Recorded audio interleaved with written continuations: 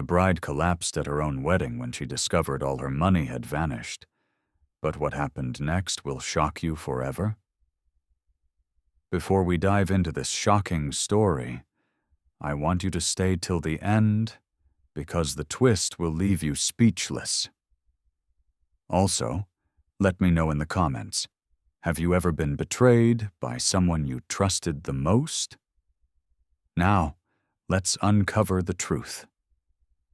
In the bustling community of Ibadan, where the sound of morning prayers mixed with the calls of street vendors, lived a young woman named Yemisi.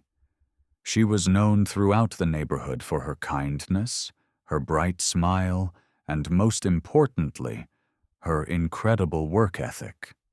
Every morning before sunrise, Yemisi would wake up to prepare for her 3 jobs that she worked tirelessly to save money for one dream, her wedding day. Yemisi had been engaged to Tafua for over a year now. Tafua was a mechanic who worked in the local garage, and though he didn't earn much, he loved Yemisi with all his heart. The couple had agreed that they would save together for their traditional wedding ceremony, but the burden had largely fallen on Yemisi's shoulders. She worked as a cleaner in an office building during the day, sold food by the roadside in the evening, and on weekends she helped at the local market carrying goods for customers. For 2 whole years, Yemisi saved every naira she could. She denied herself new clothes, ate simple meals, and walked long distances to save transport money. Her dream was to have the most beautiful traditional wedding that her community had ever seen. She wanted to honor her parents, Mama Deka and Papa Segun, who had sacrificed so much to raise her. Mama Deka often worried about her daughter's endless working. "Yemisi, my child, you are working yourself to the bone. Are you sure this Tafua is worth all this stress?" she would ask while watching her daughter count and recount her savings every evening. "Mama, love requires sacrifice," Yemisi would respond with a tired but determined smile. "When Tafua and I get married, all this hard work will be worth it." Papa Segun, a retired security guard, was more practical about the situation. He suggested that the family should keep Yemisi's wedding money in the old family safe that had been passed down from his father. "My daughter, keeping all this money under your mattress is not safe. Let us put it in the family safe where it will be protected." The family safe was an old metal box that Papa Segun's father had bought many years ago. It sat in the corner of their small living room, and only 3 people knew the combination: Papa Segun, Mama Deka, and Yemisi's cousin Nyota, who had been living with the family for the past 5 years. Nyota had come to live with them when her own parents died in a car accident. She was Yemisi's age, but unlike her hard-working cousin, Nyota preferred the easy life. She had dropped out of school early and spent most of her days hanging around with friends or watching television. While Yemisi worked multiple jobs, Nyota would often complain about not having money for new clothes or entertainment. "Yemisi, why don't you give me some of your savings? Just a small amount so I can buy some nice things," Nyota would often plead. "Sister Nyota, this money is for my wedding. I have worked too hard for it. When I get married and things are better, I will help you find a good job." Yemisi would always respond kindly but firmly. As the months passed, Yemisi's savings grew. She had saved 150,000 naira, a fortune for someone in her circumstances. The wedding date was set for the dry season, just 3 months away. Yemisi had already started buying some of the traditional items needed for the ceremony. Her excitement was infectious, and even neighbors would stop by to see the beautiful fabrics and jewelry she was collecting. Nyota watched all these preparations with growing resentment. She'd been living in the same house, eating the same food, but had nothing to show for it, while Yemisi seemed to have everything going her way. The jealousy grew in Nyota's heart like a poisonous plant, feeding on her own laziness and bitterness. 3 weeks before the wedding, Nyota received a call that would change everything. Her boyfriend, whom she had been secretly dating, called to tell her he was getting married to another woman. "But what about us, Rashid? What about all the promises you made to me?" Nyota cried into the phone. "Look, Nyota, I need a wife who can contribute something to the marriage. You have nothing to offer. Find yourself a job and stop dreaming," Rashid said coldly before hanging up. Nyota was devastated. She looked around at Yemisi's wedding preparations and felt a bitter anger rise in her chest. Why should Yemisi have everything when she had nothing? An evil thought began to form in her mind. The night before Yemisi's traditional wedding ceremony, the house was filled with activity. Relatives had come from different towns. The cooking had started, and there was joy everywhere. Yemisi was glowing with happiness as she tried on her traditional attire one last time. "Tomorrow is the day I have worked for all these years," she told her mother as they sat together that evening. "My daughter, you deserve all the happiness in the world.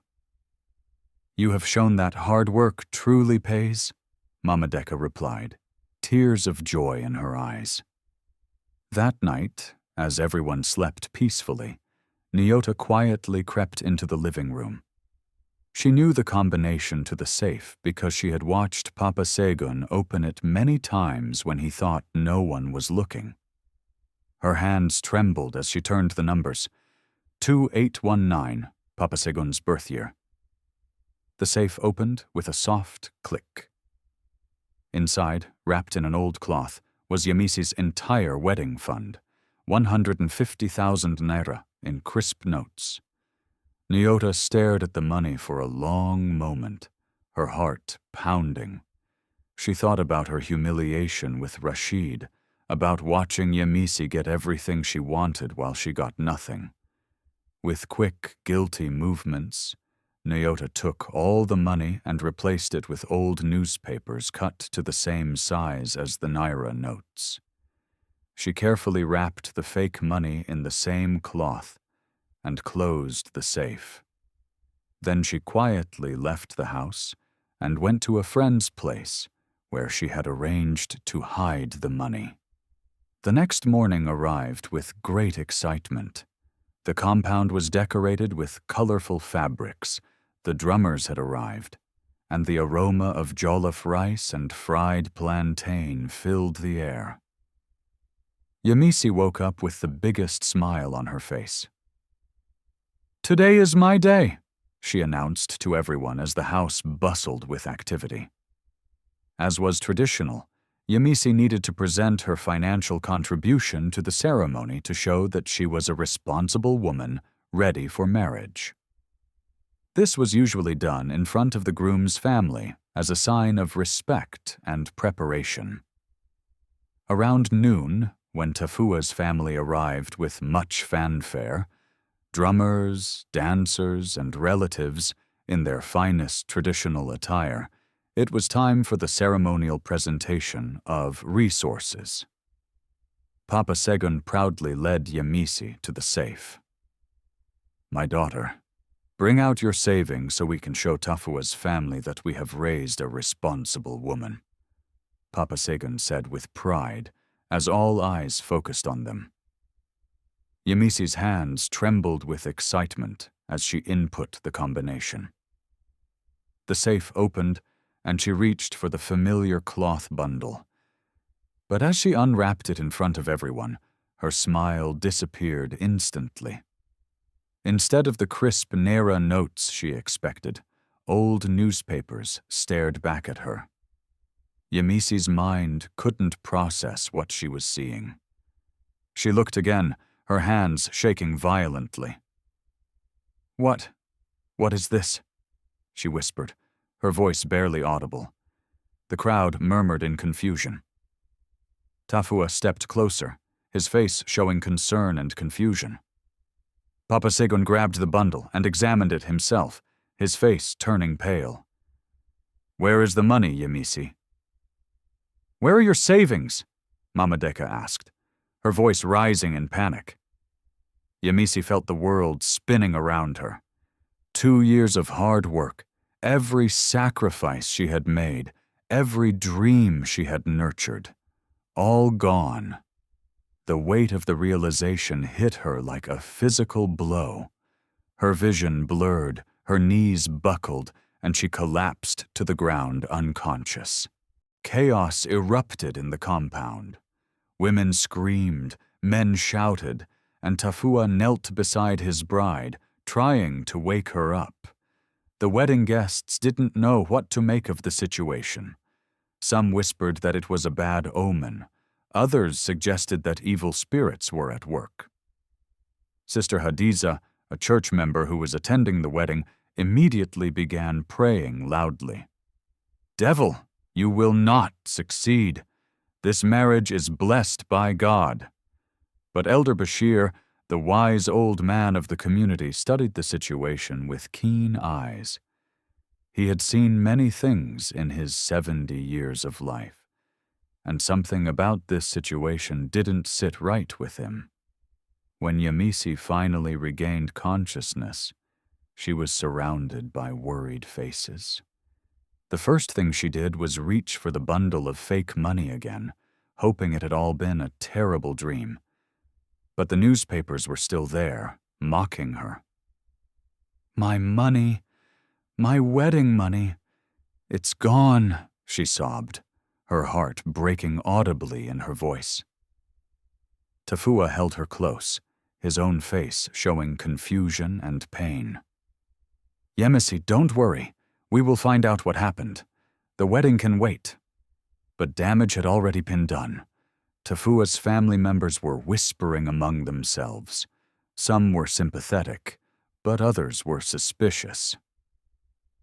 "How does money just disappear from a locked safe?"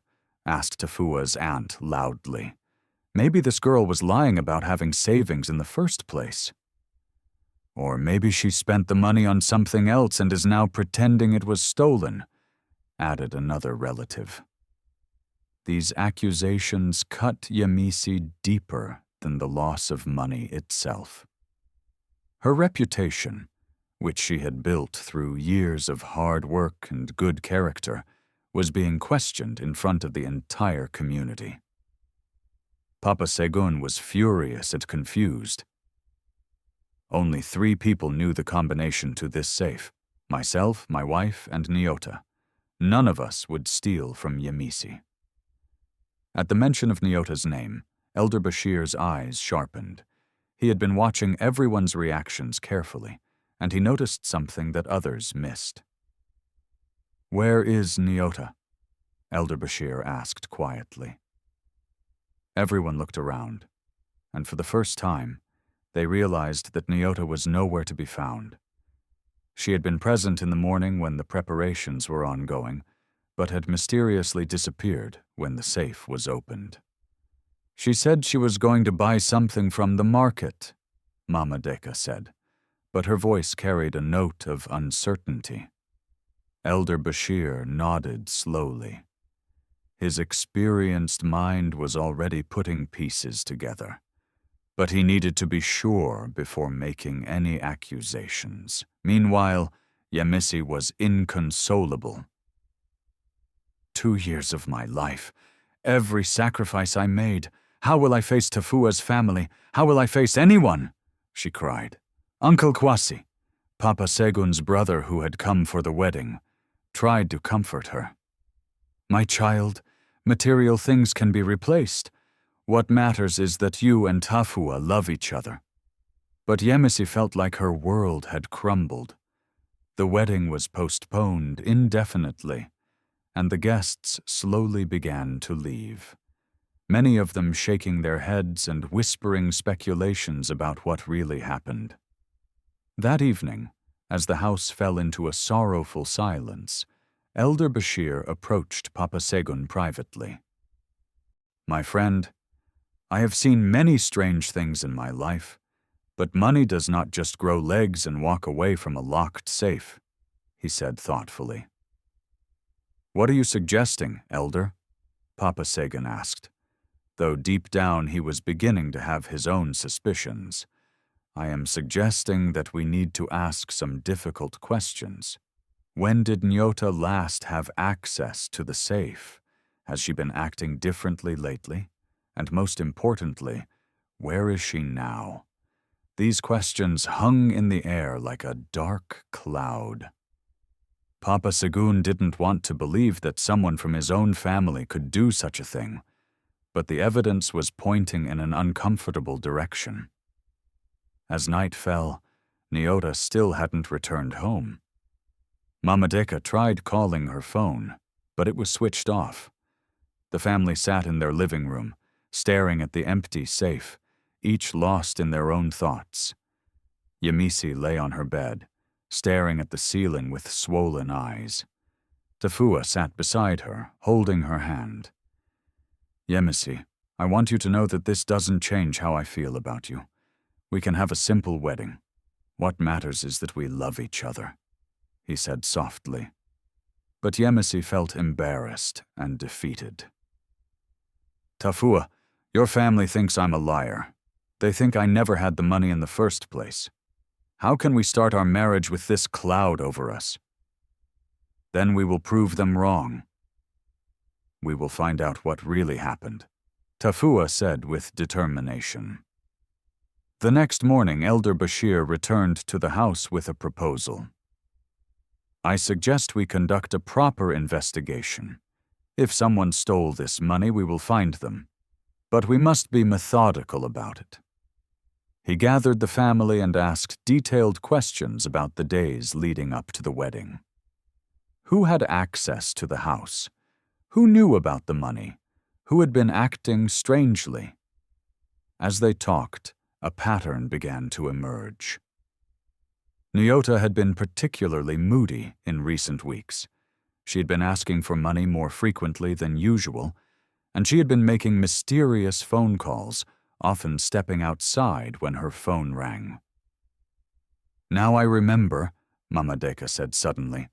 "Last week I caught Nyota standing very close to the safe. When I asked what she was doing, she said she was just cleaning, but the area around the safe was already clean." This revelation sent chills through everyone present. But Elder Bashir cautioned against jumping to conclusions. "We need proof, not just suspicions. Let me make some inquiries around the community." Elder Bashir spent the day talking to neighbors and friends. He learned that Nyota had been seen at a local bar the previous evening, spending money freely and buying drinks for friends. This was unusual for someone who was always complaining about being broke. More importantly, he discovered that Nyota had been to a travel agent's office, asking about bus tickets to Lagos. The travel agent remembered her because she had paid for the ticket with a large bundle of cash, which was uncommon. Armed with this information, Elder Bashir returned to the family with his findings. The evidence was mounting, but they still needed to confront Nyota directly. The opportunity came that evening when Nyota finally returned home, acting as if nothing had happened. "Where have you been, Nyota?" "We were worried about you," Mama Deka said, though her voice was strained. "I was with friends, trying to stay out of the way since the wedding was cancelled," Nyota replied, but she avoided making eye contact with anyone. Elder Bashir watched her carefully. He had interrogated many people in his role as a community elder, and he could read the signs of guilt and deception. "Nyota, we need to ask you some questions about yesterday," he said calmly. "What about yesterday?"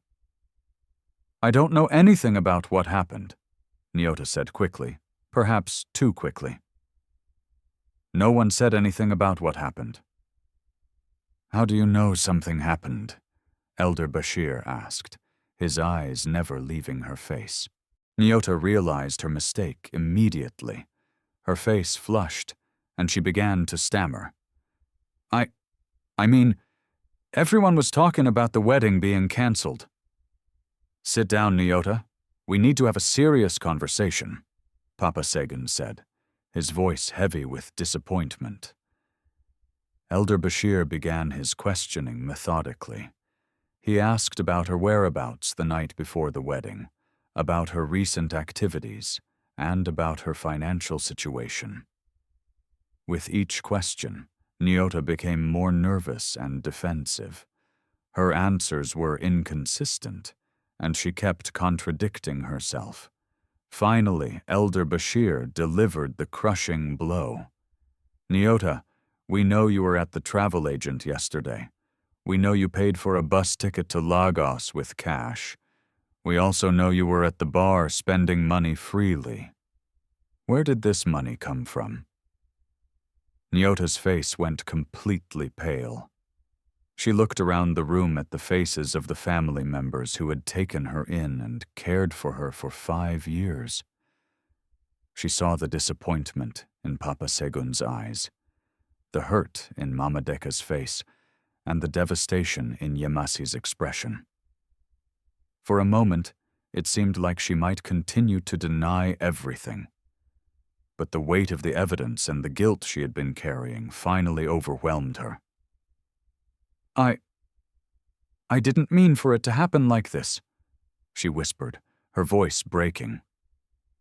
The room fell completely silent. Everyone held their breath, waiting for her to continue. "I was angry. I was jealous. Rashid broke up with me and said I had nothing to offer. I saw Yemisi with all her wedding preparations, and I felt like life was unfair," Nyota continued, tears beginning to fall. "So you took her money?" Papa Sagan asked, his voice filled with disbelief and anger. Nyota nodded, unable to speak. The confession hit the room like lightning. Mama Deka gasped and covered her mouth. Papa Sagan stood up and began pacing, shaking his head in disbelief. But the most heartbreaking reaction came from Yemisi. She looked at her cousin, the girl she had grown up with, shared meals with, and treated like a sister, and felt a pain deeper than anything she had ever experienced. "Nyota, how could you?" she whispered, her voice barely audible. "I worked 3 jobs for 2 years. I denied myself everything. I trusted you like a sister." "I'm sorry, Yemisi. I'm so sorry. I was going to find a way to put the money back, but—" Nyota sobbed. "But what?" "You were going to run away to Lagos with my money."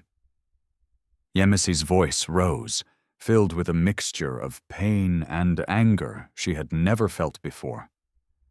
The room erupted in angry voices. Papa Segun demanded to know where the money was. Mama Deka was crying and asking how Nyota could betray the family that had taken her in. Uncle Kwasi was threatening to call the police. Elder Bashir raised his hand for silence. "The most important thing now is recovering the money." "Where is it, Nyota?"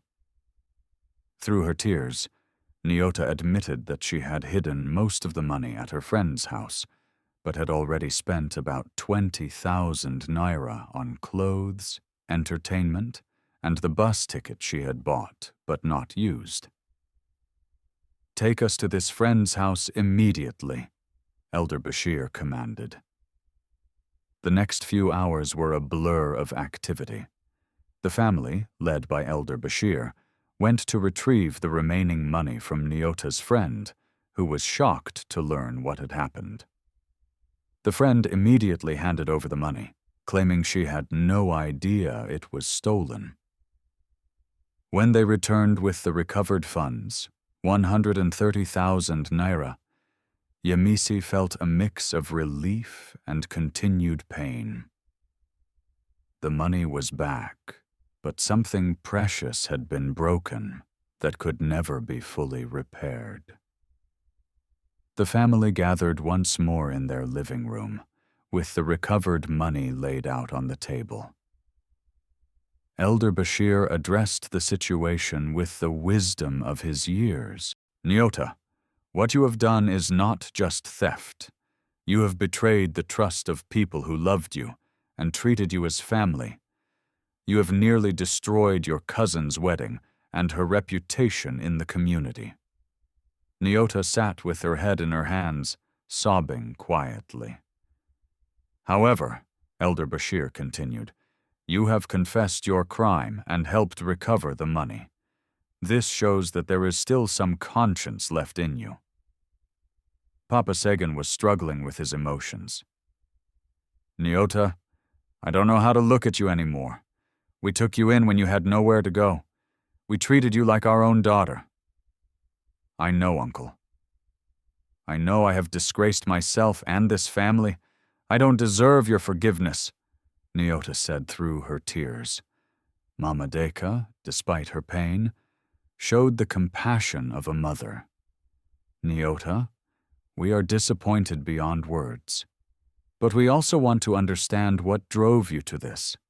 Jealousy and bitterness can poison the heart, but they don't have to destroy your future." The family spent hours discussing what should be done with Nyota. Some wanted her to face legal consequences. Others felt that family should handle the matter internally. It was Yemisi who finally spoke with the wisdom and forgiveness that surprised everyone. "Nyota has hurt me more than I ever thought possible, but sending her to prison won't heal the pain or teach her the lessons she needs to learn. I want her to understand the value of hard work and the importance of trust." Elder Bashir nodded approvingly. "What do you suggest, Yemisi?" "I suggest that Nyota should work to pay back the 20,000 naira she spent. She should also apologize publicly to Tafua's family and our community for the disruption she caused. And most importantly, she should find proper employment and learn to build her own life instead of being jealous of others." This solution impressed everyone with its balance of justice and mercy. Elder Bashir commented, "Yemisi, your heart shows why you deserved happiness in the first place. You have chosen healing over revenge." The next day, word spread through the community about what had really happened. Tafua's family, who had been suspicious and critical, came to apologize to Yemisi and her family. They were impressed by how the situation had been handled and by Yemisi's character in dealing with the betrayal. A woman who can show such wisdom and forgiveness in the face of betrayal will make an excellent wife and mother, Tafua's mother declared publicly. The wedding was rescheduled for the following month. This time, the celebration carried even more meaning because it represented not just the union of two people in love, but the triumph of integrity, hard work, and forgiveness over jealousy and betrayal. On her wedding day, Yemisi looked radiant in her traditional attire. As she and Tafua exchanged vows according to their customs, Elder Bashir spoke to the gathered community about the lessons learned from recent events. Marriage is not just about two people coming together. It is about building trust, supporting each other through difficulties, and choosing love over bitterness when challenges arise. Yemisi and Tafua have already proven they can face adversity together. As for Nyota, she kept her word She found a job as a sales assistant in a local shop and worked diligently to pay back the money she had spent. She also publicly apologized to both families and the community. The experience taught her valuable lessons about the consequences of jealousy and the importance of building her own path in life. Months later, Nyota approached Yemisi with genuine remorse and gratitude. "Sister Yemisi, I know I can never fully make up for what I did to you, but I want you to know that your forgiveness saved my life. I am working hard now, and I am learning to be proud of my own achievements instead of being jealous of others." Yemisi embraced her cousin, showing that healing was indeed possible. "Nyota, we all make mistakes. What matters is that we learn from them and become better people. I'm proud of the progress you're making." Elder Bashir often told this story to young people in the community as a lesson about the destructive power of jealousy and the healing power of forgiveness. "Remember," he would say, "jealousy is like a poison that you drink hoping someone else will die. But hard work, integrity, and forgiveness, these are the foundations of a truly successful life." Yemisi and Tafua went on to build a strong marriage based on the trust and love they had proven during their most difficult moment. Their wedding became a symbol in the community of how challenges can actually strengthen relationships when faced with wisdom and integrity. And whenever young people in the community complained about others having more than them, their elders would tell them the story of Yemisi's missing wedding money, a tale that taught everyone that true wealth comes not from what we take from others, but from what we build through our own honest efforts. The story also served as a reminder that in close-knit communities, trust is the most valuable currency of all. Once broken, it takes time and consistent good actions to rebuild. But when relationships are healed through genuine remorse and forgiveness, they often become stronger than they were before. Years later, when Yemisi and Tafua had children of their own, they would tell them this story to teach them about the importance of working hard for their dreams, treating family with respect and honesty, and always choosing the path of integrity, even when faced with betrayal or disappointment. The old family safe still sits in Papa Segun's living room, but now it serves a different purpose. Instead of just storing money, it has become a symbol of the family's commitment to trust, forgiveness, and the belief that every person has the capacity to change and grow from their mistakes. This is the story of Yemisi's missing wedding money, a tale that reminds us all that while money can be stolen, the values of hard work, integrity, and forgiveness are treasures that no one can ever take away from us.